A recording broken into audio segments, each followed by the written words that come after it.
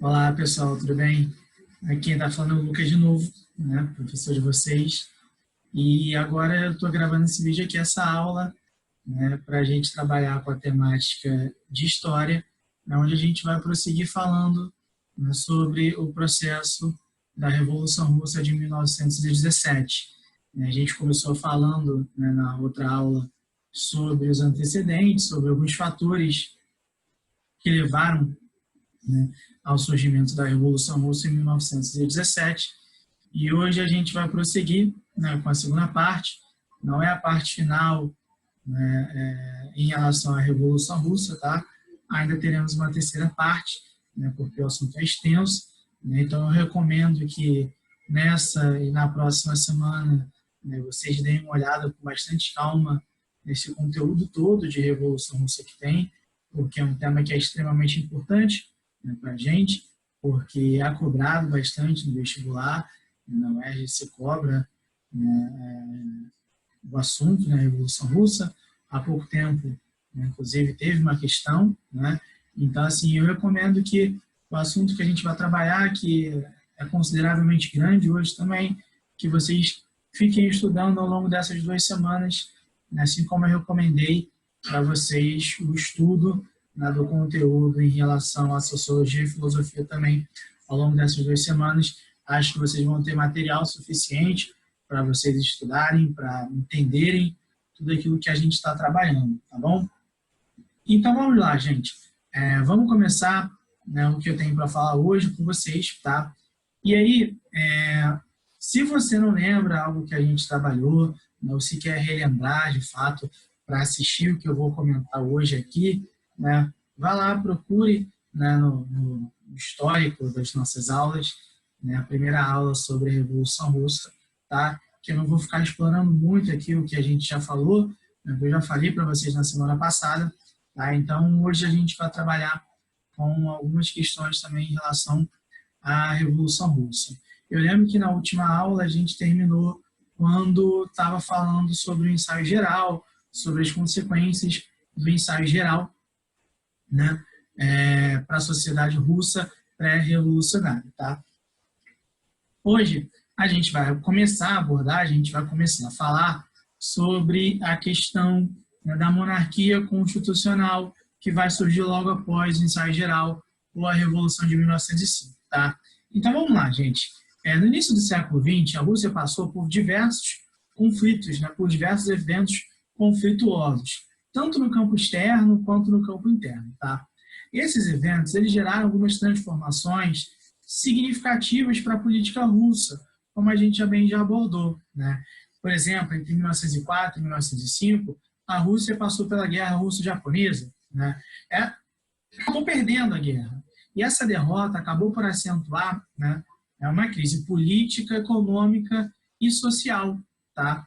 Essa crise, né, extensa levou, né, à ocorrência de diversos movimentos contrários, né, ao governo do czar Nicolau II.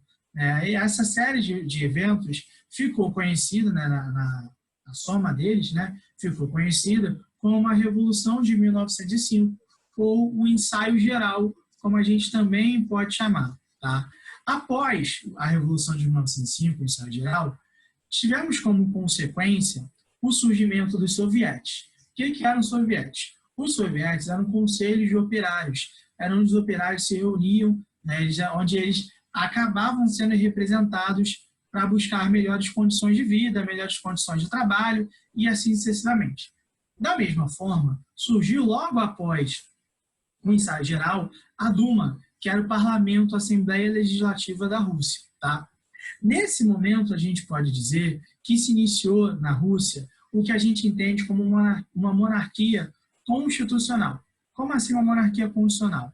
O czar, a partir daquele momento, ele teria os seus poderes limitados por alguns órgãos competentes. Né? No caso, a Duma, que é uma Assembleia Legislativa, ou seja, que ela tinha como responsabilidade, ela tinha como missão e como função criar as leis para a Rússia e, obviamente, a partir daquele momento, o czar deveria seguir, né, essas leis. Tá? No entanto, na prática, né, o que a gente vai observar? A gente vai observar que no campo prático, o poder do czar ainda vai se tornar um poder basicamente limitado, porque, de acordo com os seus interesses, ele fechava e abria o parlamento. Então, assim, a gente pode dizer que a Rússia virou uma monarquia constitucional, né, apenas na teoria. No campo prático, a gente vai observar que vão acontecer coisas diferentes em relação a isso. Tá? Então, quando era de interesse do Nicolau II, ele fechava e abria o parlamento e por aí vai. Isso não cancela, né, ou não anula, né, alguma série de medidas positivas que o Nicolau II fez, né? Como, por exemplo, ele fez um projeto de reforma agrária. Tá? Esse projeto de reforma agrária levou, né, ao surgimento lá na Rússia, naquela época, os kulaks. Tá? O que são os kulaks? Os kulaks eram camponeses que se beneficiaram, que conseguiram prosperar com esse projeto de reforma agrária, né, que o Nicolau II fez. Então, quando ele redistribuiu as terras, começou um processo de redistribuição das terras, alguns camponeses que conseguiram obter terras, eles conseguiram prosperar economicamente e se tornaram fazendeiros. Qual é o problema disso? Ao se tornarem fazendeiros, eles começaram a replicar aquela situação de exploração que eles sofriam quando também eram camponeses. Então, eles passaram a explorar os camponeses que não conseguiram prosperar economicamente. Tá? Então, o que a gente vai observar? Né? Durante esse período de monarquia constitucional, a gente vai notar, né, que houve a criação dos sovietes, houve a criação da Duma, que não funcionava, né, da maneira que deveria funcionar, porque o Nicolau II, o imperador, o czar, ele tinha um controle total da política russa, tá? Mas, ao mesmo tempo, teve a formação, né, teve um processo de reforma agrária que não gerou consequências tão positivas assim, já que os camponeses acabaram por se tornar fazendeiros e começar e continuar explorando a mão de obra que já existia. Né? Então, não modificou muita coisa. Tá? E aí, durante esse período de uma monarquia constitucional, a gente vai ver que por volta do ano de 1914, o mundo vai vivenciar, né, um dos seus primeiros grandes impactos no século XX.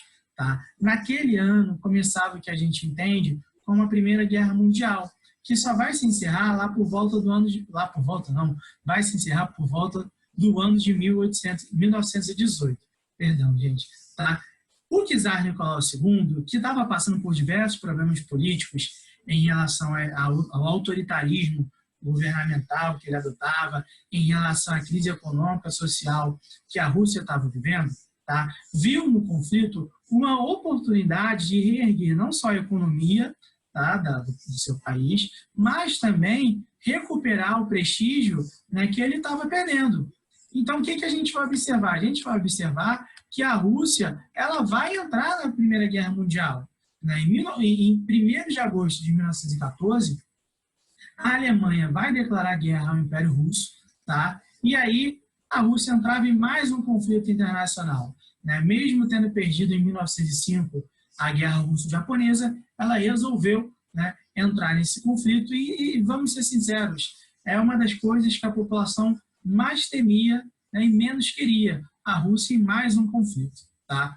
No entanto, por mais que a população quisesse, eles não temiam, né, tudo isso, em um primeiro momento, a entrada da Rússia na guerra fez com que surgisse no país um sentimento nacionalista, um entusiasmo nacionalista, né, assim, de vamos defender a nossa pátria, essas questões como um todo. Né? Na teoria, vamos pensar assim, esse entusiasmo nacionalista que vinha surgindo, a gente pode considerar como extremamente benéfico, tá, para o imperador, porque ele queria, né, reerguer a sua política, reerguer a sua força política. Qual é o problema? Né? Esse conflito foi um conflito que durou bastante tempo. E com o desenrolar, né, dele, teve uma fase que foi a fase da guerra de trincheiras, como a gente geralmente coloca, esse entusiasmo ele foi acabando. Tá? E por que esse entusiasmo foi acabando? Primeiro, né, a Rússia empilhava uma série de derrotas em batalhas, e isso ia, né, instigando a população a se revoltar cada vez mais contra o governo. Né? Ao mesmo tempo, como era necessário você estar na guerra lutando, né, você tem que investir dinheiro ali. Então, o governo acabava deslocando toda a produção do setor industrial para uma indústria de guerra, né? Então, as indústrias elas passavam a ser indústrias do setor bélico, né? E aí, o que a gente vai notar? Essas indústrias, por mais que elas se voltassem para o setor bélico, no fim das contas, a gente começou a notar, a gente começou a observar que ele não conseguiu atender a demanda necessária para a permanência da Rússia na guerra, porque era uma indústria muito incipiente, né? A Rússia estava começando a se industrializar ainda. Então, isso vai gerar alguns problemas, né, para a produção da indústria de guerra, para a participação da Rússia na guerra. Só para a gente ter uma noção, tá? A Rússia mobilizou cerca de 6,5 milhões de soldados. Tá? Porém, ela não conseguiu produzir equipamentos com a quantidade necessária, ela não conseguiu produzir botas, né? Um exemplo mais claro ainda, né? Dos 6,5 milhões de soldados que foram mobilizados, a Rússia só tinha cerca de 4,5 milhões, tá? De fuzis. Ou seja, 2 milhões de soldados, eles não tinham armamento para participar daquele conflito. Então, isso começa a ser uma grande problemática, tá, para a Rússia, porque ela tem uma necessidade. Ela não está na guerra ali para perder, é óbvio, tá? E aí, com o passar do tempo, com as derrotas que a Rússia vinha empilhando, vamos dizer assim, o governo viu como necessidade fazer um esforço, né, maior, e não só um esforço econômico. Ele começou a convocar, né, camponeses que até antes não eram convocados para irem para a guerra, tá, para lutar na guerra. E aí, quando os camponeses começaram a ir para a guerra, né, começou a gerar essa série de problemas, a gente vai observar que essa política adotada pelo governo vai gerar problemas no campo de abastecimento de alimentos e no campo econômico. Cada vez mais a gente vai ver que vai ter uma redução da produção de alimentos e, consequentemente, essa redução vai levar a um processo de desabastecimento interno, tá? E aí, a economia da Rússia ela vai entrando cada vez mais em declínio. A situação do czar vai ficando cada vez mais problemática. E aí, conforme essa situação do czar vai ficando cada vez mais problemática, a gente vai observando algumas consequências econômicas que vão surgir, né? Porque durante a guerra, a Alemanha ela vai organizar uma série de bloqueios econômicos. E esses bloqueios econômicos, obviamente, vão impedir que produtos, né, conseguissem chegar no território russo com uma maior facilidade. Então, assim, a gente vai observando que a Rússia, como um todo, ela vai ficando cada vez mais sufocada, tá? Além disso, né, por volta do ano de 1915, a Rússia vai perder alguns territórios, como a Finlândia, por exemplo. Tá? Então, ou seja, está perdendo do ponto de vista econômico, agora está começando a perder alguns territórios. Isso começa a ser, né, extremamente simbólico e extremamente problemático para o czar, porque ele entendeu que aquela guerra, ele entendeu que aquele conflito ali era uma possibilidade, né, que ele tinha de conseguir recuperar o prestígio. E como foi uma guerra que não foi rápida, foi uma guerra de trincheiras que leva tempo, né, obriga você a gastar cada vez mais dinheiro, né, essas derrotas que o governo ia empilhando, ia prejudicando e ia transformando, né, o fim do governo do czar Nicolau II cada vez mais perto da população. Então, ia aproximando cada vez mais, né, a queda do czar Nicolau II. Tá? Só que, conforme essa situação econômica ela foi se agravando cada vez mais, o czar teve uma ideia brilhante, uma ideia brilhantíssima. Qual foi a ideia que ele teve? Coisa que ninguém tem, é incrível. O que ele vai fazer? Ele, para tentar, ganhar dinheiro e poder financiar, continuar financiando a participação da Rússia na guerra, o czar ele vai adotar algumas medidas extremamente amargas. Tá? Essas medidas que ele vai adotar, primeiro, ele aumenta a carga de impostos. Segundo, ele começa a pegar uma série de empréstimos, no exterior. E terceiro, ele começa a produzir em larga escala papel moeda. Tá? Então ele começa a produzir dinheiro como se isso fosse fazer a economia se desenvolver. Qual é o problema disso, gente? O problema disso é que isso gerou uma situação econômica cada vez mais degradante. Já estava extremamente degradada.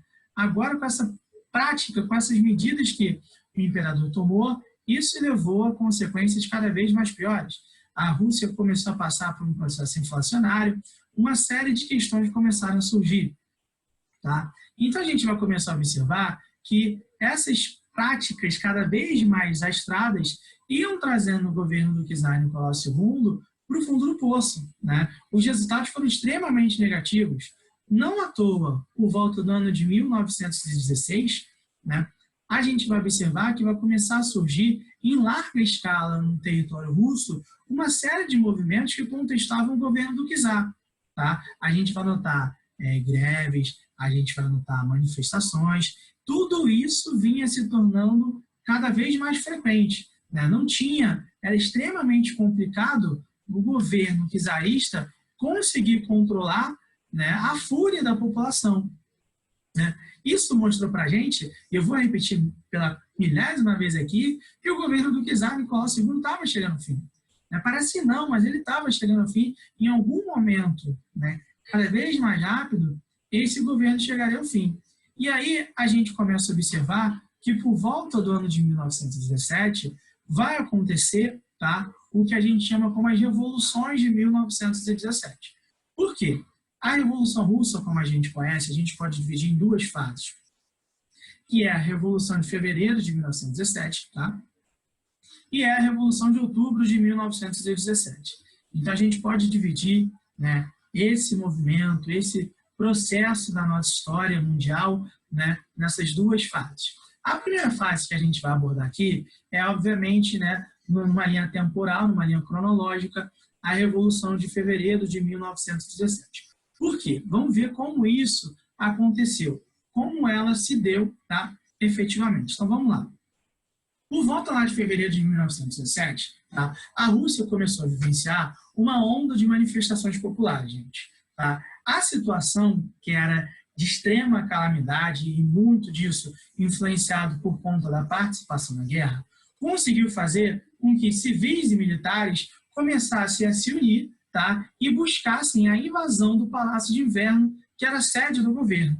Então, em fevereiro de 2017, o que aconteceu? Civis e militares que estavam totalmente insatisfeitos com, né, os rumos que a Rússia estava tomando, devido à participação na guerra e por conta de outros fatores, eles vão se unir e eles vão invadir o Palácio de Inverno, que é a sede do governo, e também vão invadir a Duma, que era o parlamento, que era a Assembleia Legislativa, tá, da Rússia. Porém, essas invasões, tá, elas foram incentivadas, elas foram influenciadas, elas tiveram como seu estopim a morte de 40 civis por parte da Guarda Civil Imperial.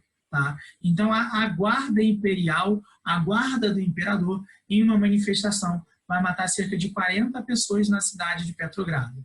Tá? Por conta desse assassinato, desse massacre organizado, né, e coordenado pelo imperador, civis e militares eles começam a se voltar e eles entendem o seguinte: ó, não dá mais para sustentar isso, não dá mais para a gente aguentar isso, né, a situação está extremamente complicada. Então, assim, eles se revoltam, aquilo ali é tido como ponto de partida, como estopim, e aí começa, de fato, esse processo, né, que a gente pode entender como a Revolução Russa de 1917. Assim que houve a invasão tanto do Palácio de Inverno quanto da Duma, a família do Romanov, né, o Nicolau II e sua família, que eles faziam parte da dinastia dos Romanov, eles, para não sofrerem agressões, para não acontecer nada de ruim com eles, a população não partir para cima deles, eles fogem, tá, e ficam reclusos no quartel-general das Forças Armadas da Rússia. Tá? E aí, o que ali a gente pode observar? A gente pode começar a observar que a fuga da família do Nicolau II, junto dele, obviamente, representa a queda do absolutismo russo, a queda da monarquia russa. Tá? Então, depois de 304 anos no poder, a família do Romanov, ela começava a ser retirada do poder por um movimento espontâneo, por um movimento popular. Tá? E aí, gente, olha só, aqui eu estou falando para vocês que essa revolução ela foi feita, né, em fevereiro de 1917. Tá? Só que eu preciso fazer um adendo, eu preciso fazer uma observação aqui, de que as datas que a gente está usando, tá, são datas que se referem ao calendário juliano. Tá? O calendário juliano é o calendário que era utilizado na Rússia naquela época e foi utilizado até por volta do ano de 1918.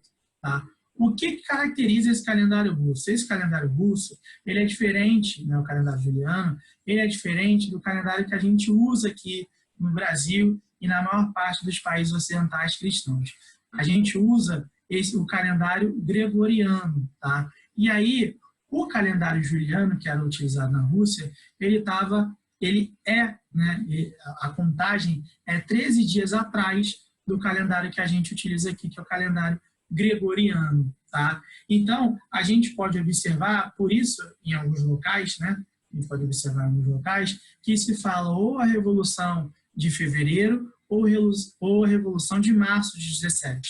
Tá? Então, esses dois nomes podem pintar. E aí depende da interpretação, né, da utilização do calendário que se está falando. Nenhum dos dois está errado. Pode ser tanto Revolução de Fevereiro, quanto pode ser Revolução de Março. Tá? Não há problema quanto a isso. Beleza, gente? Então, dito isso, se vocês lerem em algum lugar, você já tem noção, né, do que a gente está colocando aqui. Tá? Mas vamos lá, vamos voltar para a Revolução de 1917, efetivamente. Tá?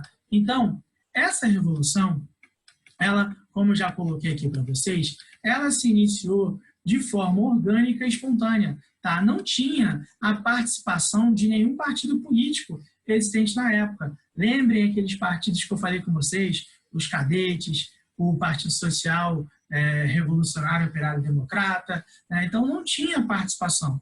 Tá? Era um movimento totalmente orgânico, era um movimento totalmente espontâneo. Né? Tanto que começou a se ver pelas ruas da Rússia, né, bandeiras vermelhas, que são símbolos da luta operária, tremulando. Né? Então, assim, a população ela começou a se voltar contra. Né? A população não aguentava mais. E isso representou, de fato, a queda, né, do Império Russo, a queda da família Romanov, como eu já coloquei para vocês. Tá? No lugar da família, né, do Império Russo, do czar, assumiu um governo provisório. Tá? Esse governo provisório ele era comandado por George Lvov. Quem era George Lvov? George Lvov era um aristocrata, era um nobre e era um latifundiário. Tá? Então ele assume o poder no lugar do Nicolau II, no lugar do Império Russo. Junto com Lvov, a gente vai observar a figura de um burguês, Alexander Kerensky. Tá? Kerensky, ele fazia parte do grupo dos mencheviques. Lembra que eu falei com vocês que houve uma cisão, houve uma separação entre bolcheviques e mencheviques? Então, o Kerensky, ele era um líder menchevique. Ele, apoiando, né, o Lvov, passam a comandar, passam a controlar a política russa. Assim que esse novo governo assume, a gente vai observar que diversas categorias de trabalhadores, de corporações, de grupos sociais vão passar a reivindicar, né, melhores condições de vida, melhores condições de trabalho, ou seja, eles vão entender que aquele governo, né, é capaz de trazer, né, de ajudar a levar algumas melhorias para a população como um todo. Né? Então, eles começam a recorrer a esse governo. No entanto, o que a gente vai observar é que esse governo provisório e apoiado pelos mencheviques vai passar a se aproximar cada vez mais da classe burguesa e do partido dos cadetes. Tá? Então, ao invés de fazer um grande governo de coalizão, unindo todos os grupos que, em algum determinado momento, eles eram contrários ao imperador, na realidade a gente vai observar que esse governo provisório vai se aproximar apenas dos interesses de uma única classe, que era a classe burguesa. Então, assim, a gente vai observar que, no fim das contas, não mudou muito, porque enquanto o Nicolau II estava no poder, ele dava benefícios para a aristocracia, ele dava benefícios para a nobreza. Agora ele está dando benefícios, né, apenas para a classe burguesa. Então, não muda muita coisa. Tá? Essa situação de não dar benefícios, não atender à necessidade dos mais variados grupos, vai gerar um grande problema. Porque a gente está observando que esse novo governo, né, um governo provisório, ele começou a implementar na Rússia uma república burguesa moderada. Ou seja, pretendia fazer uma transição na Rússia que saísse daquele modelo absolutista e começasse a implementar um modelo econômico capital liberal. Então, ele tinha esse objetivo, né, dentro da política, dentro do projeto que eles tinham, né, em relação à Rússia como um todo. Tá? Ou seja, mais uma vez, vou repetir aqui, os interesses dos mais variados grupos da sociedade foram deixados de lado para atender a só um determinado e específico grupo. Era óbvio que isso ia gerar um grande problema, né, para esse novo governo, que era um governo provisório. Tá? Então, assim que a população começou a entender, começou a perceber que, no fim das contas, né, esse novo governo não estava interessado em atender às demandas dos mais variados grupos, né, a gente vai observar que os soviéticos eles começaram a ganhar um tanto de força. Né? E aí, quem eram os soviéticos? Quem eram os soviéticos? Os soviéticos eram os conselhos dos operários. Tá? Então, conforme isso foi acontecendo, a gente foi vendo que os soviéticos eles começaram a se multiplicar pelo território da Rússia. Tá? Começaram a mobilizar uma série de camadas urbanas e iam cada vez mais demonstrando a contrariedade deles em relação aos rumos que o governo estava tomando. Tá?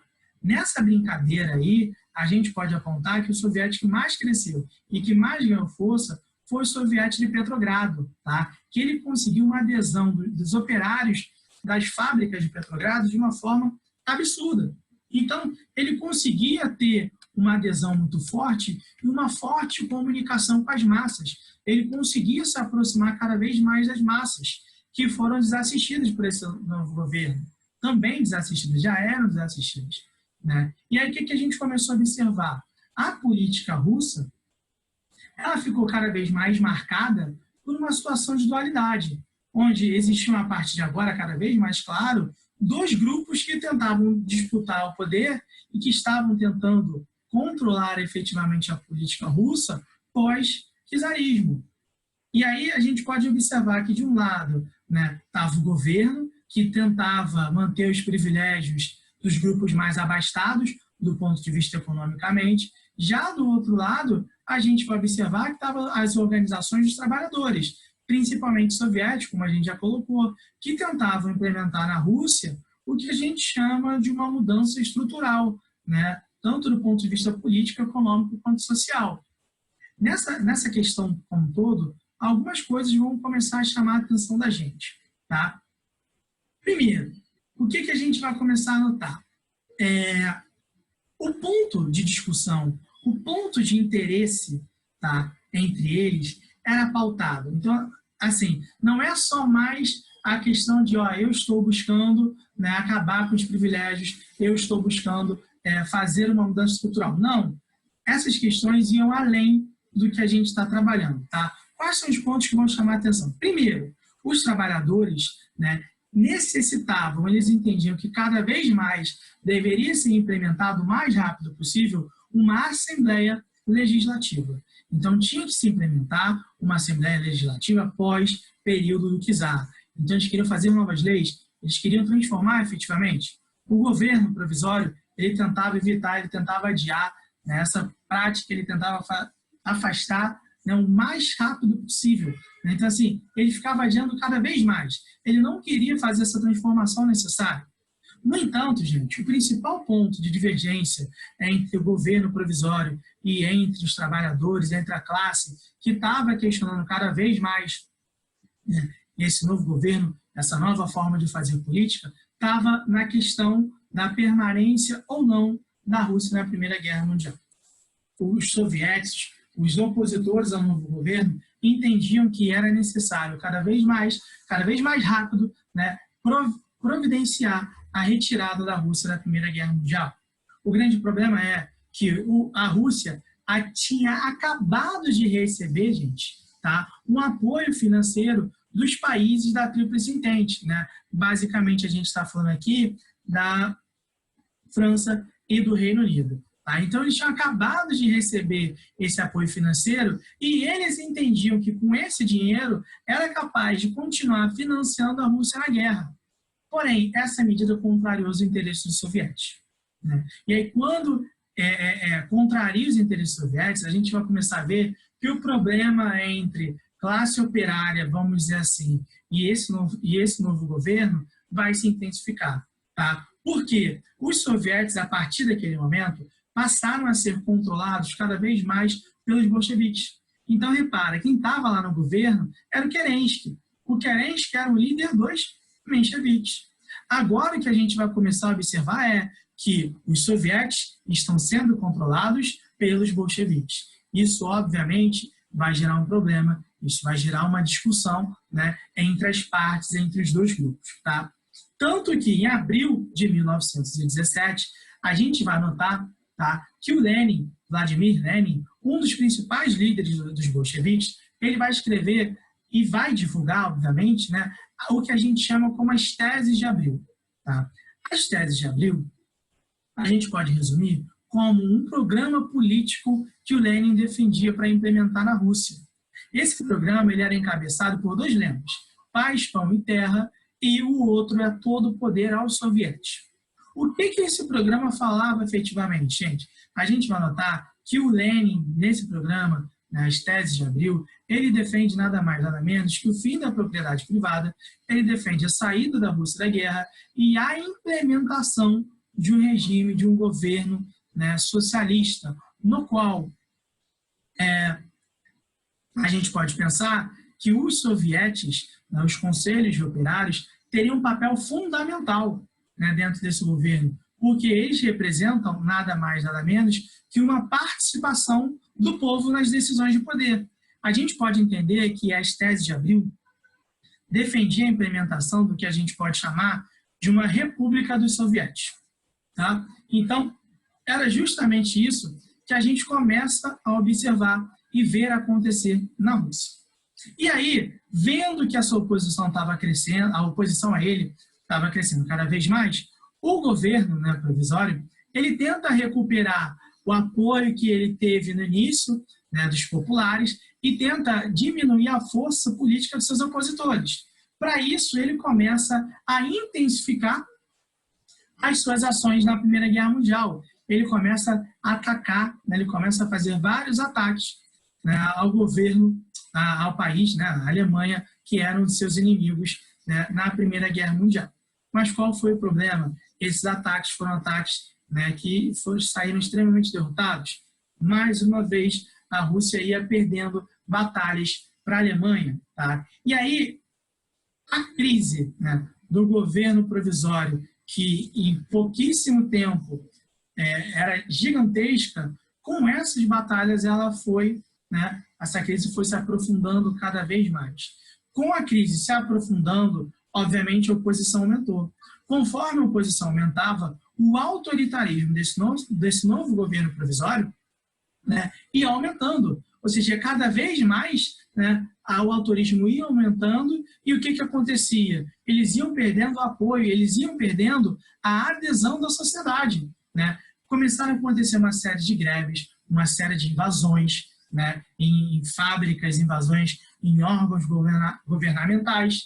E cada vez mais ficava claro que aquelas teses de abril, né, o pensamento do Lenin, estava ganhando cada vez mais força na sociedade.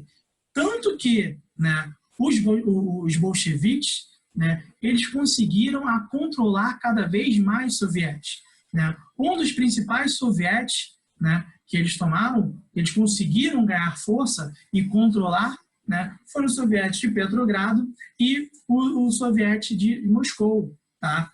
Tanto, né, e aí é extremamente importante a gente começar a pensar isso. Um dos principais líderes mencheviques em Petrogrado era a figura de Leon Trotsky. Conforme o governo menchevique, né, com o apoio dos mencheviques, ia trazendo cada vez mais problemas, ia gerando cada vez mais consequências negativas, a gente observou, tá, que quem era menchevique foi se afastando desse governo. E aí o Trotsky, que era um dos principais líderes, né, dos mencheviques em Petrogrado, virou um bolchevique e passou a liderar o Exército Vermelho, que era o exército dos bolcheviques, na cidade de Petrogrado. Então, o que a gente está observando? A gente está notando aqui, a gente está observando que cada vez mais esse governo novo, que era bem recente mesmo, ele foi perdendo força por conta das séries de medidas extremamente problemáticas, né, que ele acabou tomando. Né? Tanto que, no dia 25 de outubro, tá, de 1917 mesmo, o Palácio de Inverno, que continua sendo a sede do governo, né, foi cercado e invadido por membros do Partido Bolchevique. Tá? Junto com esses membros do Partido Bolchevique, a gente tinha marinheiros, a gente tinha soldados e também membros do Exército Vermelho. Então, assim, houve uma reunião, houve uma aliança muito forte, né, contrária a esse novo governo. Tá? O governo acabou sendo deposto, né, o Kerensky, o governo apoiado por Kerensky, liderado por Lvov, acabou sendo deposto, e no lugar, tá? Perdão, e no lugar se criou um Comitê Revolucionário Russo. Tá? Esse Comitê Revolucionário Russo seria presidido por Vladimir Lenin, tá? E ele, obviamente, seria o presidente, de certa forma, a gente pode dizer assim, ele presidiria a Rússia a partir daquele momento. A Revolução de Outubro de 1917, ela estava basicamente estabelecida. A partir de agora, começava a surgir algumas outras questões, tá? No qual o governo Lenin ele vai tentar adotar, ele vai tentar implementar algumas medidas. E aí, a partir desse momento, a gente vai começar a falar no governo Lenin, tá bom? Então, vamos pensar o seguinte, assim que Lenin chega ao poder, e assim que ele começa a controlar o comitê, ele vai adotar algumas medidas extremamente importantes e necessárias. A primeira medida que ele vai adotar, gente, é a saída, é a retirada da Rússia da Primeira Guerra Mundial. Ele vai assinar um tratado, vai assinar um acordo, que é conhecido como o Tratado Brest-Litovsk. Tá? Esse tratado ele foi firmado com a Alemanha e acabava sendo reconhecido através dele a retirada, a saída da Rússia da Primeira Guerra Mundial. Por mais que seja benéfico a saída da Rússia da Primeira Guerra Mundial, a gente tem que entender que esse tratado foi considerado um fiasco, né, por uma série de problemas, como, por exemplo, a Rússia teve que pagar, né, uma indenização, mesmo saindo da guerra, em algo, né, um valor exorbitante, né, que não convém falar aqui, obviamente, até porque nem estou lembrando aqui o número exato, então não vou falar besteira. Né? Da mesma forma, a gente tem noção de que a Rússia teve uma perda de soldados extremamente gigantesca. Né? Estima-se que cerca de 6 milhões de soldados foram perdidos nessa guerra. Então, assim, foi algo extremamente complicado, né? Além de ter perdido esses milhões de soldados, além de ter que pagar uma indenização, a gente observou que a Rússia, né, perdeu uma série de territórios, né, que já tinham perdido anteriormente durante a guerra, mas agora se consolidou a perda desses territórios, como o caso da Finlândia, da Polônia, da Ucrânia. Né? Então, assim, começou a ser extremamente problemático a saída da Rússia da Primeira Guerra Mundial. No entanto, né, essa não foi a única medida que o Vladimir Lenin, assim que assumiu o poder, ele adotou. Né? Ele tentou, né, e abordou, né, implementou uma série de outras medidas. Tá? Algumas medidas que ele apontou, tá? Por exemplo, que ele tomou, ele fez um decreto de autodeterminação dos povos que viviam na Rússia. Então, a partir daquele momento que a Rússia era um caldeirão étnico, né, tinha uma infinitude de povos, de tradições diferentes, ele determinou que qualquer povo que não fosse russo, obviamente, ele se autodeterminaria dentro daquele território. Então, ele não poderia sofrer a interferência de ninguém, de nenhum governo, tá? Por mais que fosse o governo central russo.